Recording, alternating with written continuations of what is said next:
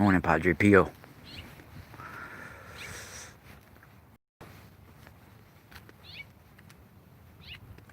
Whoa.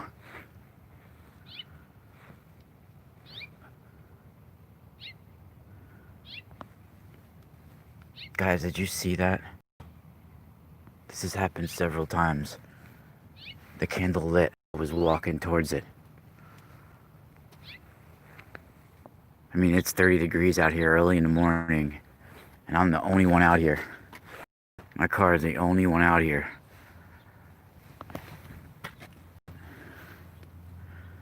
That was pretty crazy.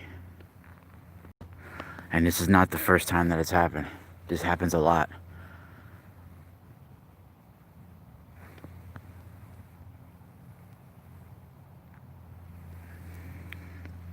Well, I hope it's not too pixelated. I have a very interesting discussion for you guys this morning. So I'm going to take you on a little walk till we get to the statue that has to do with not only this discussion, but it gets in. It's a much deeper topic, and there's layers into this. So first, let me take you to Don Bosco, and then we'll go to the Dominic Savio. So good morning. Good morning. Hopefully you guys, it's a pretty good stream. I don't have my good camera with me, but I wanted to do a live stream, so I didn't want to pre-record this.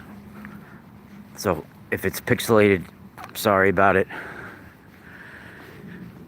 So we're gonna have to use some code words in this. Cool, it looks good. Nice, thank you guys and gals. So I'm gonna have to use code words for some of this, like when we're talking about certain flus and things like that's on a planet, because I don't want to get flagged. So if I say like John 15, you know what I'm talking about, right? So it's very interesting. All right, I've been closely linked to the mystical side of Catholicism my whole life. And of course, growing up, you start hearing about the saints, and a lot of the information that if you start to dive deeper into some of the experiences that certain people had within the Roman Catholic faith, and some of the mystical sides of some of the experiences people that are described throughout, some of the actions of the saints and different people, you're finding very spiritual experiences, mystical experiences. Anybody that's had near-death experiences or some sort of spiritual experience in life, they'll find similarities to certain things that's being described, whether it's in the mystical side of Jewish mysticism or Italian mysticism, or whatever background you come from, you'll find these similarities, right? And it's the same case with young Dominic Savio. I think that he was literally having mystical ecstasy visions, but he was experiencing some sort of rebellious angels. I don't think it was literally the Son of God and the Mother of God that he was like forming these contracts with. I think he was actually in, I don't know if it was constant contact, but he was in some sort of communion with rebellious angels. And I even think that we are seeing him die in this story from some sort of otherworldly virus that's related, I think, even to John 15 that we got now. And I do think these higher dimensional creatures, rebellious angels, or whatever you'd like to call them, Grigori archangels, they have certain technologies that are related to comets and meteor showers that are carrying these otherworldly viruses that end up on our planet, right? These different forms of the flu, like John 15 and all these different forms, right? The Spanish flu, all these different things that have come. I truly believe they were brought here through archangel intelligence, through otherworldly intelligence, and they're, you know, samples from meteors and comets and meteor showers, and that's how they get up on this planet, and that's how they're used and introduced. And of course, I think the high elites know this, of course, and I do think that through his contact with some sort of seraphim being, Dominic Savio died at a very young age because of the soul contract that he made. So let's discuss that a little bit. I just gave you a brief summary of what I'm talking about. This is something that I've researched for many, many years. And Dominic Savio was a protege of Don Bosco. For guys that don't know, Don Bosco lived in the 1800s. He was born in Italy, Beachy, Italy. This whole compound that you always see me walking at is a part of Don Bosco's Salesians. You know, the Salesians of Don Bosco. He had a whole bunch of priests that, you know, his own line of priests, right? So you have all these different sections of Catholicism, right? And the Salesians, the Franciscans, all these different ones, right? Salesians is one of them, and that's related to Don Bosco. And Don Bosco ended up being, you know, canonized as a saint. He had miracles. He had prophetic dreams on a consistent basis. That he would talk about his prophetic dreams, seer visions in his sermons. Every time he did sermons and these talks, right? And then he had resurrection miracles, everybody. For those that you don't know, he literally, through the vibrational harmonic resonance that would come out of him, he was able to bring people back from the brinks of dead, shock their bodies through calling them forth, just like many other saints. So he had mystical energy. He was an adept, basically, if you want to say. And you can call him a strega, even a high mago. And he just happened to be linked with the Roman Catholic Church. But he was also known as one of the patron saints to magicians as well, right? So there's more than one layer. Usually the highest ranking priests that become saints, like Don Bosco, the ones that seemed the most Catholic were the ones that were the mystical strega mago lineages, and they really had mystical priesthoods and mystical occult, if you want to say, DNA that go way back in Italy. And he was one of them, whether the Roman Catholics and Christians like to admit it, because they don't want to, I don't know why they put that wall up around certain things, but then they believe in angels and they believe in mystical experiences, but it only could be, has to be linked to Christ for it to be valid, right? And although I do believe in Christ, I do believe in God, but there's more layers than what these religions and dogmatic beliefs get us into, right? So, Don Bosco was basically like a savior of children as well. He made all these group homes for kids. He would really try to rescue kids. That was his thing. And you see him here. This is a very creepy statue even right here. I mean, look at him. He looks like a giant among these kids, right? And the kids are looking up at him in glory, in awe. And it's almost like he's saving them from the brink of destruction. Like they were about to commit some really bad act. Look at one of them. One of them's holding a sledgehammer axe type thing on her side. Look at this. And anyone in trouble is my friend, it says here. And it has Don Bosco looking pretty enormous amongst these children. And I would say this is probably Dominic Savio with his book there, pledging himself.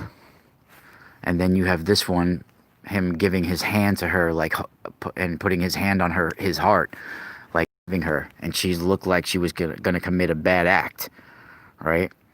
So this is pretty intense, right? So Dominic is a savior of children as well. I mean, John Bosco was a savior of children as well. And Dominic Savio was one of his students, one of his proteges. And Dominic was born in Riva di Chieri in 1842. And they say that at the age of 7 was the first time he received Jesus in his heart in a mystical way. They said that he had an angelic love for Jesus, and that at the age of 7 he made the following resolutions, which I believe were soul contracts with some sort of Seraphim rebellious angel. Because at the age of 7, because no God, no Jesus that I believe in would form some sort of agreement with a 7-year-old kid with these conditions, right? When you go through life, and I'll say what the conditions are in a second, but when we go through life, certain, what they would call certain sins, and I'm not talking about mortal sins like murder and rape and shit like that, certain sins like mistakes you make in life, you know, things like this, right? Even having sex before marriage and masturbation, things like this that they consider like sins, right? Certain things in life people are supposed to go through trial and error, you know. They make you learn things in life, right? This kid at the age of 7, through his angelic love for Jesus, they say, made this soul contract. At the age of 7, he basically made 2 commitments to Jesus and Mary. He said that there's 2 things that he's going to follow, and if he doesn't follow them, he'd rather die. He pledged this to the Catholic Church, to Jesus, and out loud. He said that 1, his friends shall always henceforth be Jesus and Mary. And 2, death rather than sin. Now, geez, do you guys hear this? Now, any sin would be masturbation. That would be a sin, right? As a kid. And look at this. Someone placed that rock on top of there, on that standing stone. It's very interesting. And it almost looks like that aligns with the morning sun right there. I didn't put that there either. That's interesting.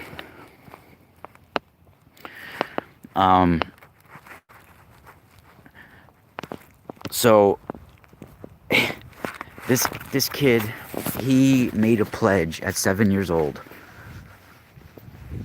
and in his eyes he was making it to Jesus and Mary, and he was having these mystical ecstasy visions, and they describe in Don Bosco's writings and other people that described even his classmates, and I'm sure that a lot of his classmates probably hated him, right? This was this kid that wouldn't curse, wouldn't act up at all. He was committed from a very young age and very influenced by his meetings and meeting Don Bosco and everything. He wanted to be a saint. That was his goal in life, is to be canonized as a saint. And as a very young kid, this is what he wanted. So he wouldn't do anything that would divert his goal of sainthood at a very young age. So think about that. He probably was telling on kids that were cursing or standing up to them, or, you know, so he probably, and he pledged at 7 years old, he doesn't need any friends but Jesus and Mary. That's his true friend. So he's not trying to make mortal friends, this kid, at a young age, right? He's just hell-bent on, you know, heaven-bent, if you want to say, or hell-bent, whatever you want to say, on not making any mistakes in life, basically, and becoming a saint. And this kid, they talked about how he, no matter if it was snowing or whatever, would be outside kneeling and praying, right? And Don Bosco talked about how when this kid would receive communion, when he would receive the host, right? You know, the little wafer that they receive and that we receive in the Catholic Church. For those that don't know, you know, when they call it receiving communion, when he was receiving communion, they say he would be bathed in ecstasy, glory. He would be glowing and having some sort of mystical experience at some times when he would receive the host, right? So this kid ended up getting a wicked flu in his lungs and in his chest at a young age. I think they call it pleurisy or something like that, which is very similar to what we have now with the John 15. And I do think it was through his contact with some sort of rebellious angel that he received some sort of high level virus that is similar to a sickness on our realm, but from another realm that our body's not used to. I do think that. Similar to what we're going through right now. I do think all virus is brought here from other planets, other places, and they're brought here through meteor showers and comets, and even astrobiologists and have proved this. I've interviewed some of them that are the most famous in the world, like Professor Chandra. And his work with Sir Fred Hoyle basically proves that comets do bring virus. They bring microbes, meteor showers, everything. And I've explained it in other videos. I don't want to go down the whole thing again. But I do think that this kid had contact with some sort of rebellious angel, and the information that comes to me about it is pretty intense, because I've gotten some pretty intense visions over it before, because I've researched this topic and I've read about it for years. You know, I've gone back to it, and I do think this kid was battling with masturbation, with the whole thing of being an adolescent, because at 13 or 14 years old is when he came down with this chest flu and died.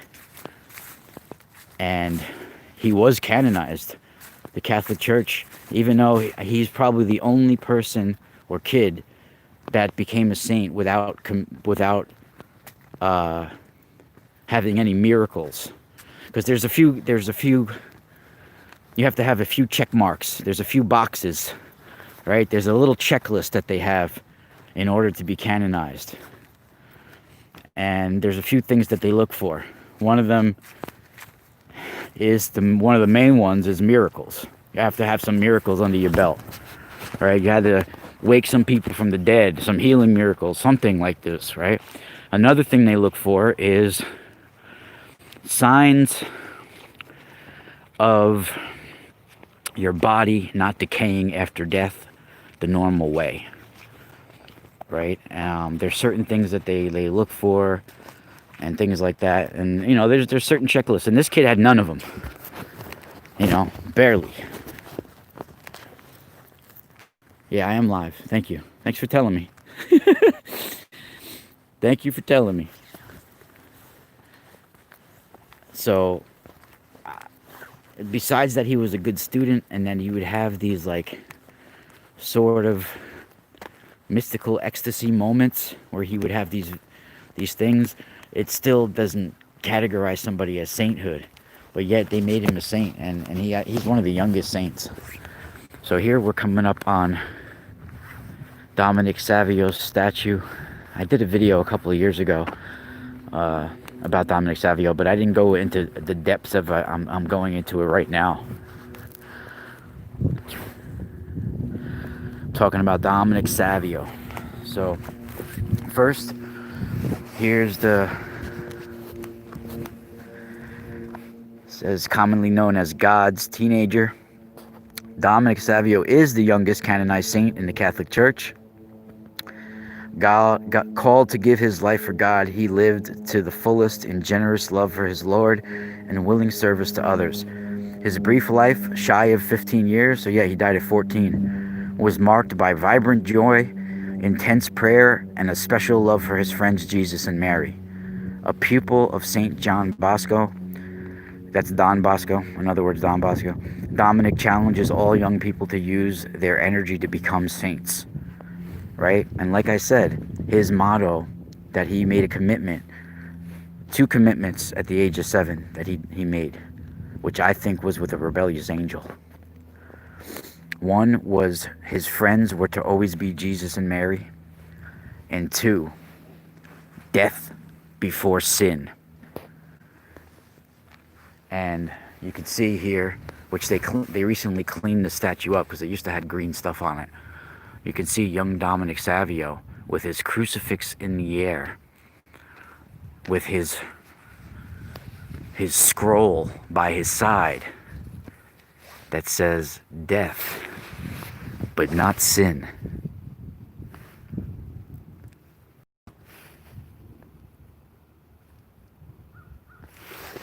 That is intense.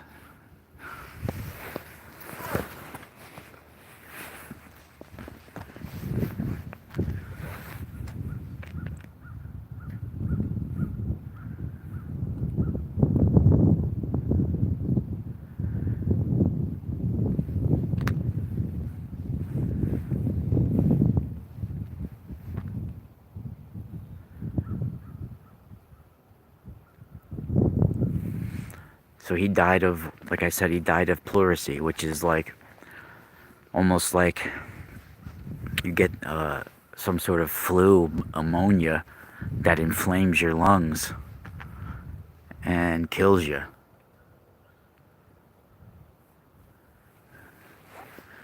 And I don't know if I remember reading at one time that he was outside. I think that they said that he might have gotten sick because he was outside kneeling and praying or something like that. I'm not sure. I gotta follow up on that, but I did remember reading something like that.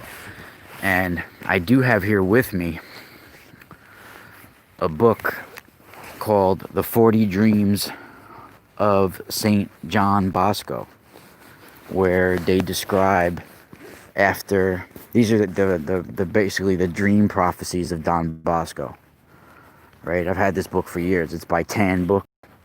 They put out a lot of Catholic books about saints, and I've had this, I've been reading these books since I'm young. And you gotta sort of weed through some of the religious spin that they put on some of the stuff, right? But there's some very interesting dreams that he had and visions that he had related to the Catholic Church. And of course there's a famous one that he had of Don Bosco, of Dominic Savio, after Dominic Savio died, because of course Don Bosco lived years after Dominic Savio died. And they describe,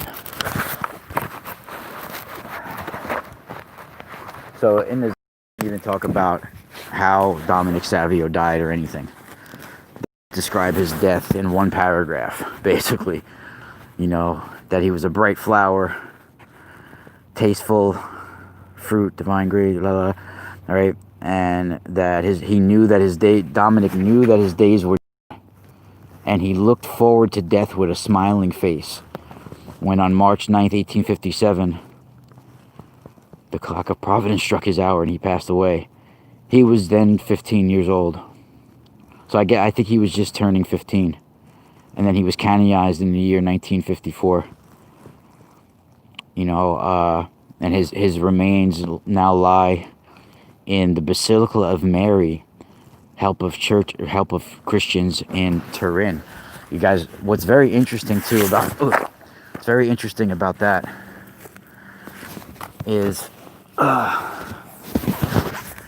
the area of Turin, Italy, is the place. Now this is very interesting information that you really can't find anywhere else. It's sort of passed down through oral oral tradition within Italian mystical hereditary lines. The very area of Turin, Italy, we have an ancient saying that, the Ballari, like even the Ballaria is like a sort of way, a dance, right? So they say that the certain spot in Turin is where the Benedante and the Malandante dance. That's what they would translate to. Now, what do they mean by that? Is that they mean that the positive mystical energy and the negative mystical energy in Turin, Italy meet and entwine.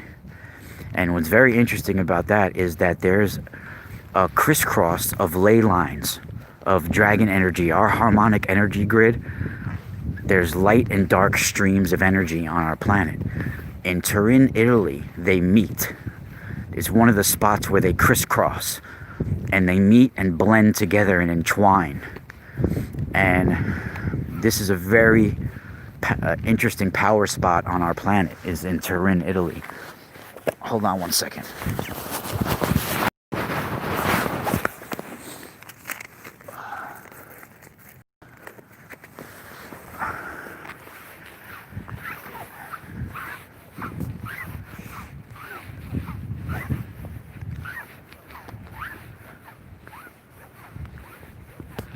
I had to fix myself. Friggin' shit is falling out of my book. I had all bookmarks and everything in there, different spots. Look at this. Look at one of my bookmarks. Oversoul. Yeah. That's funny, right? So who's with me right now? Yeah, no, I had to say a code word. I had to say John Teen.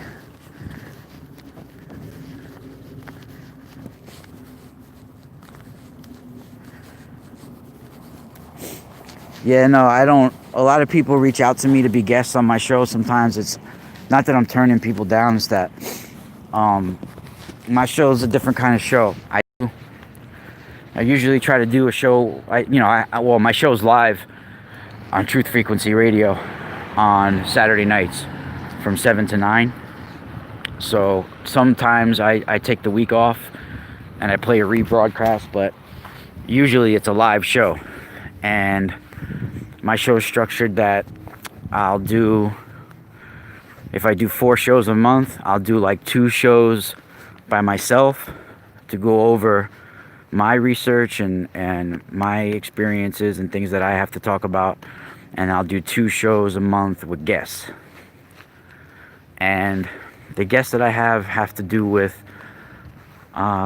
certain things that I can sit there and talk on an intelligent basis with somebody and that I'm well versed in, and something that's not only interesting to me but has to do with the overall interest in what I'm talking about and what my goal is. So I stopped interviewing people just for the sake of interviewing people.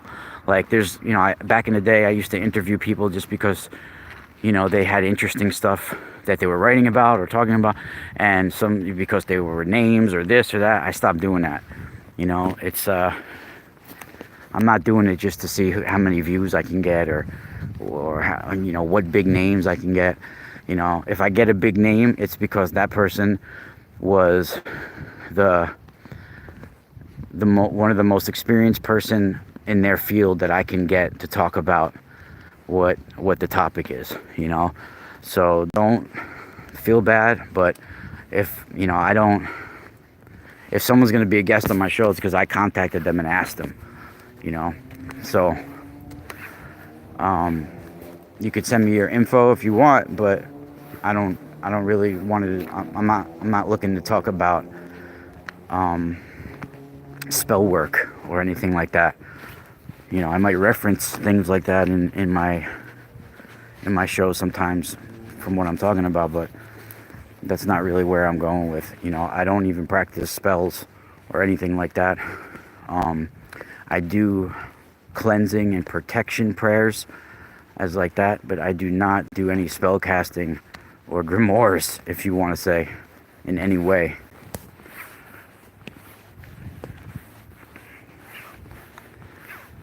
Plus, I think anything that you repeat from somewhere else, like if you're repeating a grimoire from where you don't even know where the origins were, it's been repeated over years, that's like, that's poison. Because now you're tapping into all the intentions that has ever been uttered, within that mantra, or spell or prayer, whatever you're talking about. It's all related. And any intentions that's folded into those words is now getting mixed in with the intentions that you mutter after repeating them. And people don't realize that. Even when you go and buy a spell book from Barnes and Nobles and you're trying to get like a lover or something like that, like you're trying to get someone to like you, that's really bad black magic. People don't realize that. And then you're repeating a spell that someone else wrote. And when they wrote that spell, whatever intentions they had encoded in those words is going to make a difference on what, even influence what you're saying. So that's why a lot of these, hello, that's why a lot of these, even these symbols that have been tainted over the years, the pentagram, things like this, all of these symbols, they're very dangerous to be using, even because they're encoded with so much energy over the years, and mystical energy. If you're gonna make some sort of prayer or spell, I guess you could say, or anything like that, I think the least way of getting into danger would you would have to invent it yourself completely. All right, even the little symbol that you're using has to be your own, right? And then if you're actually doing something pure with that free will choice that you're making, then there's more of a cosmic balance to what's going on, I think. But it's you should never try to use your will to manipulate forces around you to get your way. Right? You should be able to, if you want something, you develop the skills to get it. You shouldn't use some unseen force to help you get it. That's the best way. Right? Because most people can't handle the snowball that happens.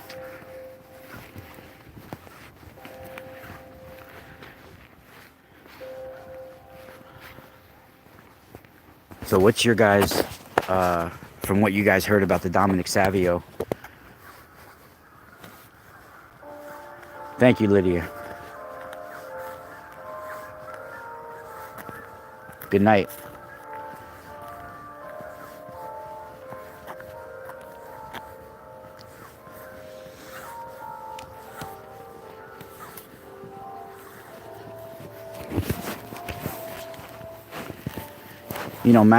But manifestation, yeah, you're right, manifestation is an art, but like people think that it's the same way people tend to use radionics nowadays too. They think it's an actual, and they'll even friggin' pitch it, the people that sell the devices, they'll even pitch it as a wishing machine.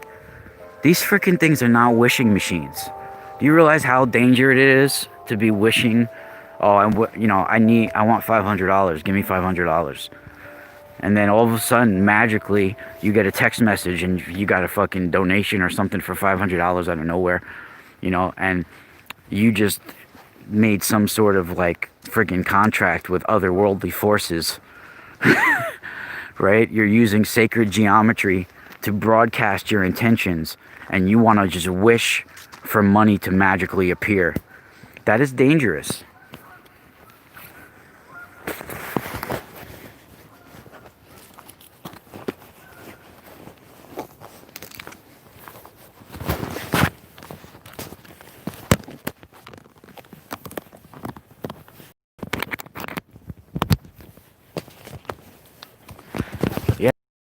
I mean, I had to put the battery pack on. My phone was dying.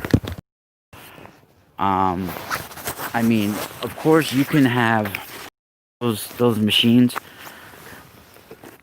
those Radionics boards, if you're, looking for some sort of amplification of your own pure thoughts. Like if you're looking,